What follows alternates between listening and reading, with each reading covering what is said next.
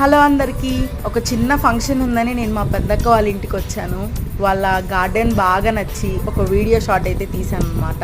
చాలా కలర్స్ ఉన్నాయి రోజ్ ఫ్లవర్స్వి, దానికైతే చాలా పూలు పూస్తున్నాయి అనమాట. నేను మా టైం బాగోక నేను వచ్చినప్పుడు ఏం పూయలేదు. ఓకే, ఈ ప్లాంట్ అయితే మా మామయ్య వాళ్ళ ఇంట్లో మేము తెచ్చుకొని అందరి ఇళ్ళలో ఒక్కోటి నాటుకున్నాం అనమాట గుర్తుగా.